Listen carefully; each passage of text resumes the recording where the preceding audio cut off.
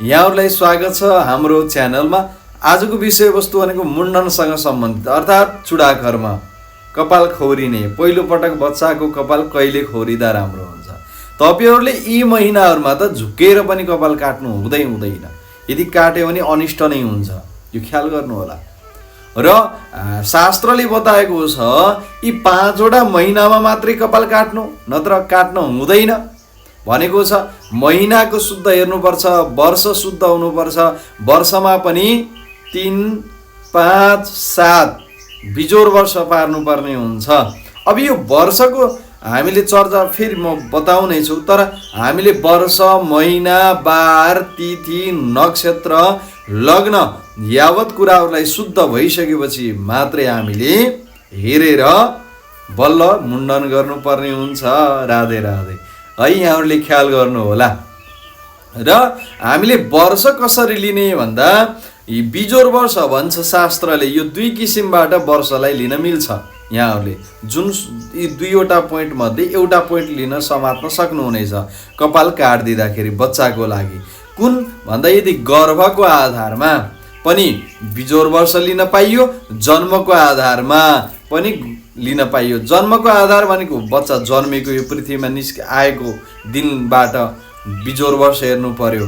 र अर्को कुरा के छ भने गर्भको आधारमा भनेको बच्चा जन्मिनुभन्दा 9 महिना अगाडिको समयलाई पनि लिन पाइयो। 9 महिना अघिको समय जोडेर तत्पश्चात बिजोर वर्ष निकालेर त्यसरी पनि कपाल काट्न पाइन्छ भनेर शास्त्रले बताएको छ। अब हाम्रो यो वर्ष त भयो, त्यसमा पनि 3, 5, 7 वर्षमा काट्नु भन्यो गर्भ अथवा जन्मको आधारमा। अब हामीले ख्याल गर्नुपर्ने कुराहरू महिना हो।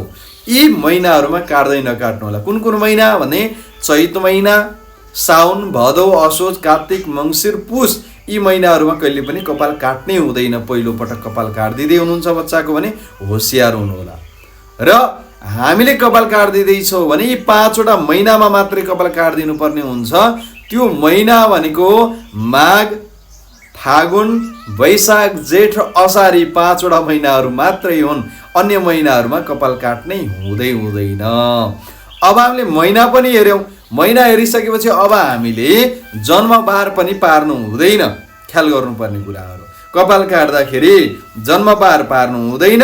त्यसमा पनि हामीले सोमबार, बुधबार र शुक्रबार यी 3 वटा बारहरूमा मात्रै पहिलो पटक कपाल काट्न मिल्छ। अन्य बारलाई ग्रहण गरेको छैन, शास्त्रले लिँदैन।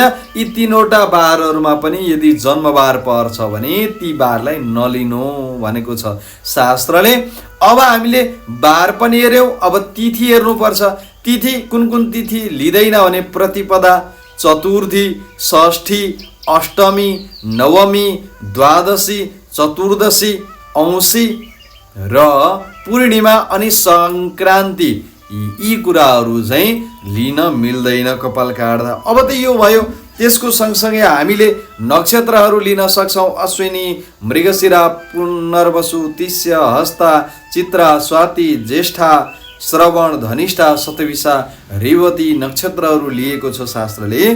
तत्पश्चात पनि हामीले अब समय शुद्धि हेर्नु पर्छ। समय शुद्धि भनेको लग्न।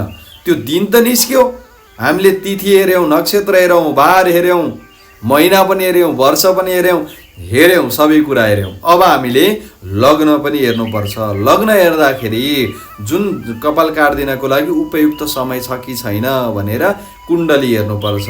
तात्कालिक कुण्डली हेरेर यदि अष्टम भावमा कुनै पनि ग्रह छैन, 3, 6, 11 मा पाप ग्रहहरू गएर बसेका छन् भने त्यो अवस्थामा मुण्डन गरिदिनु भनेर शास्त्रले बताएको छ। राधे राधे। ओम जय श्री राधे।